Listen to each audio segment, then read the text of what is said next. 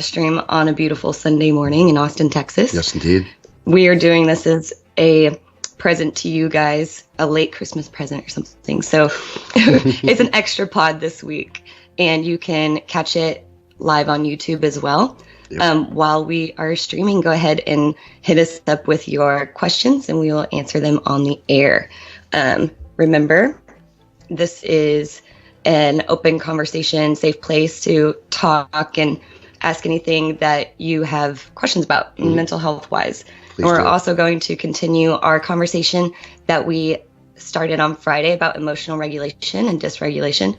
And I think it's going to be pretty funny because we were all super hyped up and having a good time. We want to continue that. And also we want to talk about a video game called Celeste today. If you haven't heard of it, what is it, Donnie? So Celeste is basically it's a video game that has recently come out that is, hold on, let me just make sure this is playing correctly here. That has recently come out talking about very important topics like, obviously anxiety, depression, things like that. And overall, it's getting a lot of accolades. It's been nominated for Game of the Year. It's gone up against huge heavy hitters like God of War, Red Dead Redemption 2, these games that take like 6-7 years to make. And Celeste as a whole took probably a year to 2 years to make. And it's on everyone's radar right now. And I think the reason why it's on everyone's radar is because the subject matter. Yeah. I think it's and if you don't know, this game is about this character called Madeline. And she goes on an adventure up a mountain where she meets this old woman named Granny. And Granny gives her some advice, and Madeline chooses not to listen. She goes on her own self-awareness journey. And this, how would you describe this game? I wouldn't say pixelate. I'm not a gamer, so. It's a 2D throwback, in my opinion. It reminds me a lot like Metroid in the way you play. What's Metro? Metroid. It's an original Nintendo game. Yeah, like a Metroidvania type game.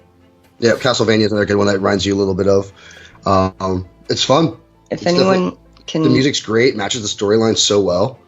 Like, there's so many different perks with it, along with the story. Like, the story, I think, is the best part of the game overall. So there's this, obviously, it's a traveling journey of this Madeline girl. And she gets to, I guess, the top of the mountain or something. And they're on a gondola. And she has a panic attack because it stops. And she has to regulate her emotions to get through that panic attack. And so she continues on her journey. And she experiences some difficulties, right? Which I think metaphorically. I mean, you start off with the first thing of the game. Johnny, correct me if I'm wrong here, but it's like the climbing the mountain, right? The first whole part of the game is climbing the mountain, and who doesn't have a mountain to climb? I think that's so massive. That is massive, and it's fun to play. It's harder than I expected. But yeah, so after there's a you can turn off that. You can make it easier or harder if you want to. There's in the settings. You didn't tell me that. I know I didn't. I was trying so hard, and I couldn't you have to Donnie, what did you think about that? Overall, I mean, I haven't completed the game yet because I've been so busy with work and everything that it's really hard to obviously play video games when I have work schedule, all that kind of stuff. But I try and get in as much as video gaming as I can when I can. Yeah. And overall, the game itself is just it's weird. It's weird because I'll agree with that. It's got not that it's weird the subject matter. It's weird that it's not the best looking game. It's very bare bones. 16-bit. It's disrupting the video game environment by going back to the 90s. I just think that not a gamer. When you have a game like God of War, when you have a game like Red Dead Redemption 2, where they're creating these cinematic experiences that are so close to reality in the way people are portrayed graphically, we're getting closer and closer to that. And then you have a game like this. I know, like the commercials, I can't even tell, especially for that, not Avengers, Battlefield 5 if you or something. Can't tell if it's real or not anymore, right? No, I see the commercial, I'm like, what? Wait, was that a video game commercial? I was like, yeah. And that's crazy to me because that means one thing to me, one thing alone. This game is where it is right now because of the subject matter. Yeah, definitely. I agree with that 100%. It's important.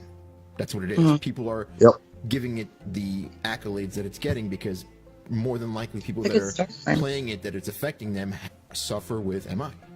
Mm-hmm. Yep. So, along with that, I mean, like, the storyline and then them adding actually good gameplay and making it challenging and, you know, like, it's definitely a challenge. I mean, like, it keeps tracks of how many times you die, but it doesn't put you down for it. I kind of like... Yeah, exactly. Put you down. I'm not sure we can make a joke about attempting suicide in a video game. No, but it's like, you know, you're playing a game and like every time you have to start over and all this other stuff, you get frustrated, you want to quit. This just keeps track of it, but it doesn't necessarily hold you back from the game. Yeah, I like games where you don't have to start over from the beginning. Mm-hmm. Didn't you get a feeling the game was going to be a bit different than what you expected? The minute you start and you run into that old lady. Oh, that, yeah. And she's like, "What's her problem?" Like, I know, like, right? There was like nothing happening. Like the old lady was like, "You're not going to be able to make it up the mountain." She's like, "What's your deal?" I know, like, right? The dialogue is so intricate for a 2D side scroller. And that's my favorite part of video games is the story, because I'll watch Matthew play video games all the time because I get so frustrated. I mean, my family will vouch for me on this. I am not a good loser. She's not a good you don't want to compete with Paige. She's a very sore loser. I will make up my own rules. Mm-hmm. But a part of it that I really liked too was, or when Madeline gets to a very difficult place, she meets a part of herself, a part of Madeline. Mm-hmm. And she first is angry at her and lashes out and doesn't accept her. And part of Madeline gets sad too. And so Granny comes back and, in my experience, kind of like a therapist, like, hey, maybe she's angry because you're not accepting her. Go talk to part of Madeline and maybe you can come together. Mm-hmm. So Madeline talks to part of Madeline. And even though part of Madeline was pissed off that Madeline was ignoring her, they talked it out and she accepted the other part of her. And absolutely, they come together, and I think that is radically accepting if you have anxiety or depression, or in this case, it could be dissociative identity disorder because she's seeing a part of her, and that could be a lot of things too. You know, I mean, also to me, I take it a little bit differently. What did you take on that, Donnie? I'm just curious on your point of view because I think mine's a little bit different than Paige's on that aspect of the game. I think that video games as a whole is becoming a medium that is it's bigger than the film industry right now, right? It's getting more. Shout us out on Twitch. It's getting more revenue than the film industry right now. Yep. Hands down, GTA 5 is considered the #1 selling piece of entertainment in history. Yeah, and that's insane. PS4 just put out their numbers. They sold 92 million units at $500 a piece. So there's money to be made here. So I think with that in mind, when it comes to the idea, the storylines behind these games, it's not. And you're relaying a message. Yeah, it's becoming more that video games are less about getting to a certain point in a certain way for a certain achievement, and more about the experience. And you see that with titles like Red Dead, like God of War, like Celeste. Like Red Dead, the underlying story of Red Dead is a guy that is so bad, but he's trying to be good. And he doesn't know what to do, and his psyche and the gang psyche around him is crumbling right before his eyes. Then you have God of War that's talking about fatherhood and how hard fatherhood can be, and then you have Celeste that's talking about MI and anxiety and depression and how that affects somebody that could be from super old to a young girl. You know, like you don't. There's no. It seems like these games that are getting, even The Last of Us, like that game itself. Oh my God, I remember The Last of Us. You have to survive. Like spoilers if you haven't beaten it yet, but like the first 10 minutes of the game, your daughter dies in your arms, and that's how it's like, and how Joel deals with that. So all these games that are getting on people's radars are less about the gameplay and more about the story that is being told about the person's mental psyche and how they deal with everyday situations. Those are the games that are getting put on everyone's map right now. Definitely. Yeah, they are. Well, I think that just goes along with it. Like the video games have always been an outlet for a lot of people, and just now it's become more mainstream, where people are into them. It's more accessible. You know, when Nintendo came out, when Nintendo first came out, I mean, that thing was ridiculously expensive. I mean, it was very not affordable. I mean, cartridges back in those days were like $30, which is equal to like $75, $80 now. Yeah. You know, like you didn't have a lot of video games. And so I think the medium just has taken a long time to evolve into a place where like people, I mean, it's so mainstream now. Like everybody I know, like, I mean, people I work with watch people on Twitch while they're working. Yeah. You know, which is something new to me, but like, you know, it's massive. These people have hundreds and thousands of followers. Right. We live in Austin, right? And like if you go to like the Right. Silicon Valley of Austin, which is like Palmer Lane, Mhm. that's where like all like the major Apple, Google, Yep. and like you see everybody walking around now with Nintendo Switches. Yeah. It's like when I worked in San Francisco. They thought that was going to be a massive failure. Like, no, maybe not a massive failure, but now we're seeing that that's where everything is moving to. Yeah. Like, that's going to be the future. Yeah. A lot of people. Sheila and I were looking at the Nintendo Switch. If you want to call Nintendo Twitch. Also, if you're looking at our live feed, you can see part of the Celeste game. Thanks, Donnie, for putting that up. Yeah, for sure. All right, so in our second part of this podcast, since we're talking about Celeste and how she travels, we're going to continue our conversation about emotional regulation. So what do you think emotions do for you, Matthew? Ooh, they're kind of all over the place. I really don't know what they do for me. No? Nope. Donnie, what do you think Emotions? emotions do for you? Yeah. They're really bad. Just the ball from down deep inside. Emotions can be. I think emotions are kind of our.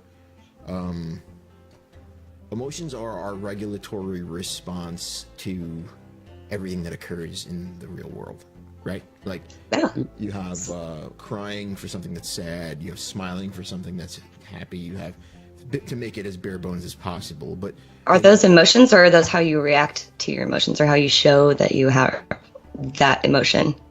I think that I mean, people are yeah, but then you have to take into consideration how different people are. Some people get sad and they never show it.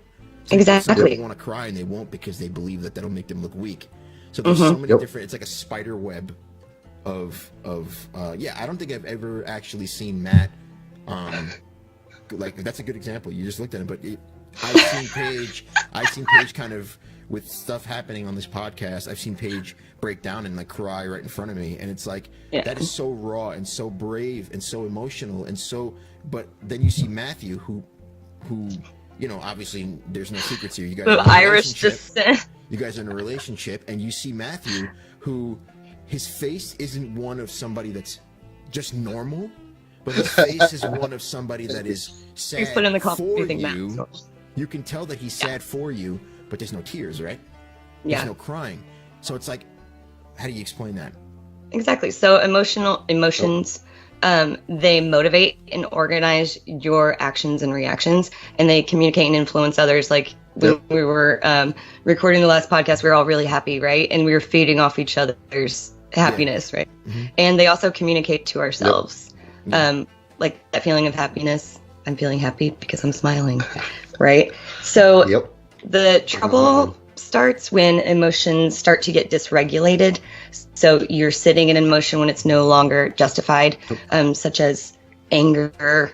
I mean, you can feel anger, but when it's no longer justifiable for you to sit in that state of anger, then you have to start re-regulating your emotions. By identifying and observing that emotion, you can describe it. Okay, how am I sitting? Am I feeling stress in my back? What is that saying? That I'm, or you know, things in your back, then you're stressed or you're frustrated or angry. And when you start really observing your emotions and putting words on those emotions, then it's going to decrease the unwanted amount of those unwanted emotions that cause you to be dysregulated. And it also decreases emotional suffering if you're aware of how you're feeling. And if I'm sad or depressed, then I know now, because I've been, you know, not dealing with my MI, but, you know, living through it, getting help. And a lot of these things that I'm talking about, basically everything. I'm not a medical professional, duh. So I've learned it through dialectical behavioral therapies, which I went to Seton Memorial. And also there are a lot of resources out there, also that you can go and look at. And they are out there. And also, since we're talking about emotional dysregulation, there is a disorder, and it's called emotional dysregulation, just with an I, DYS, regulation. And it's a mood disorder that affects 1 in 3 Americans. and that's only people who have come out and said, I'm having these symptoms, like, should I get help? Is it a mood disorder? Some symptoms of emotional dysregulation is trying to control others or others' relationships, how the manipulative effect that is not healthy if you're trying to control someone else's. Always searching for someone to blame for a problem, sense of entitlement, which I think in Celeste, you kind of had a sense of entitlement. Like, I'm not going to listen to Granny. I'm going to go do this my way. And then living in denial that the part of Madeline wasn't really a part of her. Right? Yeah. So the causes of emotional dysregulation and also borderline personality disorder, Matthew was like, it's not in the DSM. What do you have to say about emotional dysregulation? We were talking about it earlier, how it's still controversial. No, that's not what we were talking about. We were talking about multiple personality disorder. Oh, okay. That was different. Yeah. So different conversation, different time. So treatment for emotional dysregulation is, you can go inpatient, outpatient, therapy, medication, seeing your psychiatrist. What you're talking about here is you're talking about somebody that has problems showing any kind of emotion and they feel like that's an issue. Something like that, or they can't regulate them and they kind of jump all over. I'm not 100% sure. I'm not too familiar with this. Yeah, it harkens back to that old school mentality of like, if you hold stuff in long enough, you'll explode.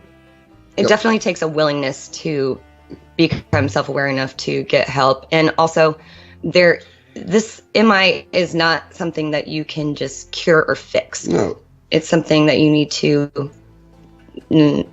seek. But I mean, it's also like, you think about that concept. Everybody deals with bouts of depression through their life. For the most part, everyone's going to experience it, which is a diagnosable disorder. And everybody can cross the line into a place where you need extra help.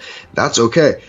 A lot of things that we're talking about here, people might not even have a diagnosis for it, but you still might have symptoms or might need some help. I mean, it's always the self-awareness aspect, in my personal opinion. Like, becoming self-aware is the hardest thing we can do as humans.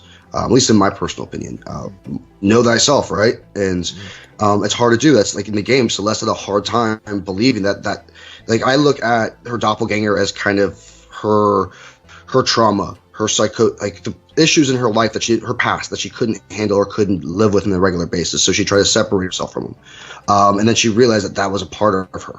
And also, we can talk about third-party forms of self-harm, right? She's putting herself in maybe a situation that isn't very safe because maybe she doesn't really care that much. See, but I wouldn't go that with her in this game, because she's actually trying to overcome it. She's trying to climb the mountain. She knows there's something wrong, and she sees this as a solution to her problem. And I think that's, a much more, like, in my opinion, that's what makes it happy, is you have this person who doesn't quite know what's wrong, but knows there's something going on, is looking for help and willing to take the challenge of becoming self-aware. Like, climbing the mountain to get to the point where you can face yourself. She has panic attacks. She can't deal with it. It's so difficult. But then she's like, I just climbed this mountain. It's got kicked back off. I'm going to do it again, and I'm going to make this happen. Because I want I want to feel better.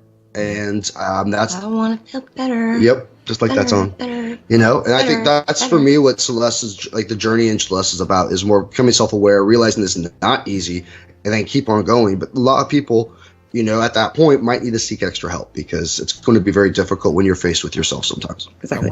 I actually want to say, I want to ask people out there who watch this show, if you're into games and you watch this show because you're also dealing with MI and what have you, please feel free to let us know. Email page. Let us know if there's any Alamo@gmail.com. Yeah, let us know if there's any other games out there that touch on this space, or that have affected you in this way, and we can kind of look into it and see if we can maybe do episodic stuff with, like, these kinds of mediums to help you guys out and talk about it if it's affected you that much. So let us know if there's any game that we don't know about. But Johnny, on top of that, man, like, I think on that same topic, I think we should be like, have people out there, has a gaming community helped you in some ways? Yeah. Like, I know, like, when I was really, really lonely when I first moved to Austin, I knew no one here but one person, right? So I knew nobody. But because I had a few friends online, I didn't feel so lonely at night, being able to get on my computer and talk to people and play video games with them. Yeah. That really helped me get through my first year in Austin. And you've known these people for, now I have. Them. Well, yeah, now, like, some of these people I've talked with for 5-6 years. we talk about kids, relationships, all that stuff together. We've never met in real person. Some of them have. Actually, there's a group of us who are friends here in Austin, and there's like 3 other pods of other people. But, in times when, I felt alone, I could just get online and there'd be at least 2 to 3 people to talk with. Yeah. And that was really good for me because I'm not a texter, I'm a talker. So for yourself, Sue, you should just play video games every time since you're staying around. This could segue into a whole other conversation altogether. We're not going to do that it after this episode. No, we're gonna get into it on Friday. But I just want to say quick.